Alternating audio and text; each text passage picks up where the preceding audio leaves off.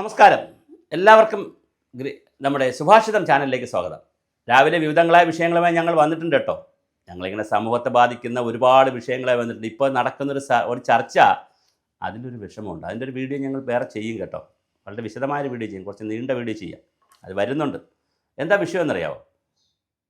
നീ തല്ലിയാൽ ഞാനും തല്ലും, നീ പെണ്ണ് പിടിച്ചാൽ ഞാനും പെണ്ണ് പിടിക്കും, നീ പെണ്ണ് പിടിച്ചില്ലാടാന്ന് ചോദിക്കുമ്പോൾ നീയും പെണ്ണ് പിടിച്ചില്ലടാ. അപ്പോൾ LDF UDF കൂടി ഇങ്ങനെ മത്സരിക്കുകയാണ്.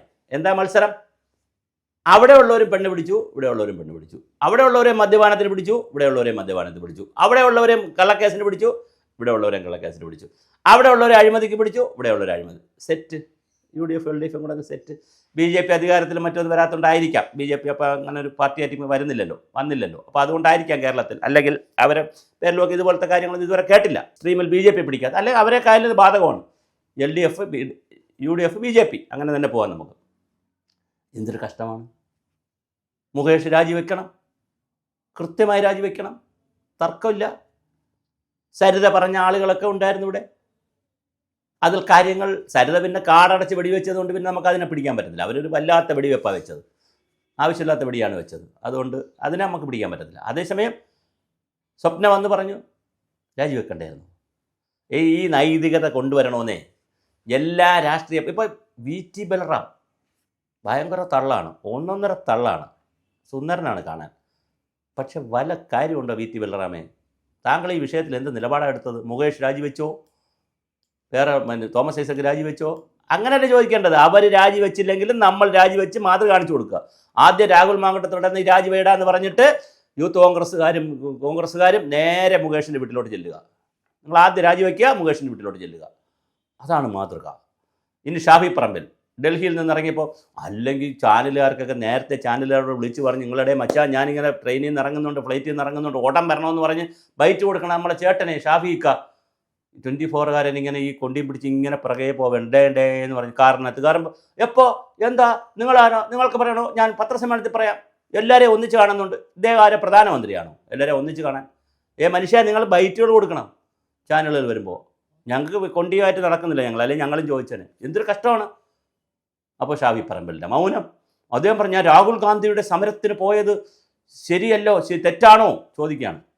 രാഹുൽ ഗാന്ധിയുടെ സമരത്തിന് പോയത് ശരി, അതിനേക്കാൾ വലിയൊരു ശരികേട് ഇവിടെ നടക്കുന്നു. താങ്കളുടെ സുഹൃത്ത് താങ്കൾ കൊണ്ട് പത്തനംതിട്ട നിർത്തി ജയിപ്പിച്ചെടുത്ത ഒരു മനുഷ്യൻ മുഴുവൻ ജനങ്ങളെയും വഞ്ചിക്കുന്ന രീതിയിൽ, പുറത്തിറങ്ങാൻ പറ്റാത്ത രീതിയിൽ വീട്ടുതരങ്ങളിലിരിക്കുന്നു.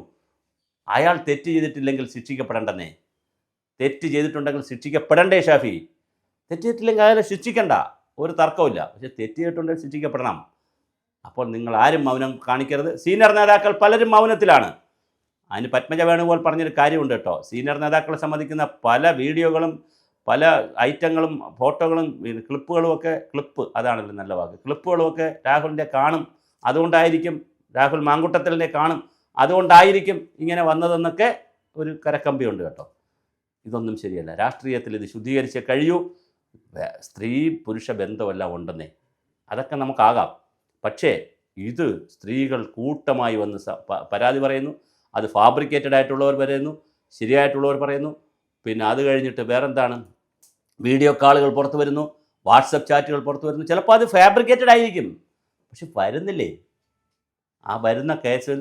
അപ്പോൾ അതുകൊണ്ട് വളരെ കൃത്യമായി ഇതിനകത്ത് രാഹുൽ മാങ്കുട്ടത്തിൽ രാജിവെച്ച് കൃത്യമായി നിയമ നടപടികൾ നേരിട്ട് അയാൾ തിരുത്തി വരണം. തെറ്റ് ചെയ്തിട്ടുണ്ടെങ്കിൽ തിരുത്തട്ടെ, തെറ്റ് ചെയ്തിട്ടില്ലെങ്കിൽ അത് വലിയൊരു വിലയാണ്. രക്തസാക്ഷിയായി നിൽക്കട്ടെ. 9 മാസത്തേക്ക് രക്തസാക്ഷിയായി എന്ന് വിചാരിച്ചിട്ട് വേറെ കുഴപ്പമൊന്നുമില്ല. തൻ്റെ ജീവിതശുദ്ധിയാണ് വേണ്ടത്. ഇത് രാമൻ്റെ നാടാണ്, ബുദ്ധൻ്റെ നാടാണ്, കൃഷ്ണൻ്റെ നാടാണ്, അംബേദ്കറുടെ നാടാണ്, മഹാരഥന്മാർ നയിച്ച കോൺഗ്രസിൻ്റെ നാടാണ്. അതുപോലെ ഗാന്ധിജിയെപ്പോലുള്ള വലിയ ആളുകൾ നയിച്ചിട്ടുള്ളൊരു പ്രസ്ഥാനമാണിത്. അപ്പോൾ അവിടെ തീർച്ചയായിട്ടും ഈ വിഷയത്തിൽ പരാതികളില്ലാതെ ഏത് കാര്യം ചെയ്താലും പ്രശ്നമില്ല. പക്ഷേ ഒരുപാട് സ്ത്രീകൾ പല രൂപത്തിൽ പലയിടത്തു നിന്ന് പരാതി പറയുമ്പോൾ അതിനെ ന്യായീകരിക്കാൻ കുറേ സ്ത്രീകൾ ഇറങ്ങിയിട്ടുണ്ട്. അങ്ങോട്ട് രാഹുൽ ഈശ്വരനെ പോലുള്ളവർ ഇറങ്ങിയിട്ടുണ്ട്. അങ്ങോട്ട് പോയോ, ഫോണിൽ കൂടെ പറ്റുമോ, അപ്പടി ഇപ്പടി എന്നൊക്കെ പറയുന്നുണ്ട്. എല്ലാം പറ്റും. എന്തായാലും രാഹുലെ, മാങ്കൂട്ടത്തിലെ നിങ്ങൾ പെട്ടു, നിങ്ങൾ തിരുത്തി വരിക.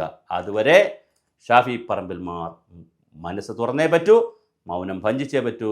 എല്ലാ നേതാക്കളും ഇതിലേക്ക് രംഗത്ത് വരണം. അത് BJPക്കാരാണ് ചെയ്താൽ BJP നേതാക്കളും രംഗത്ത് വരണം, LDF ചെയ്താൽ LDF നേതാക്കളും രംഗത്ത് വരണം. അല്ലാതെ പരസ്പരം ആരോപണം കുറ്റാരോപണം നടത്തി അവസാനം എല്ലാ പുഴുക്കുത്തുകളെയും രാഷ്ട്രീയത്തിൽ നിലനിർത്തിപ്പോയാൽ ജനാധിപത്യമാണ് മരിക്കുന്നത്.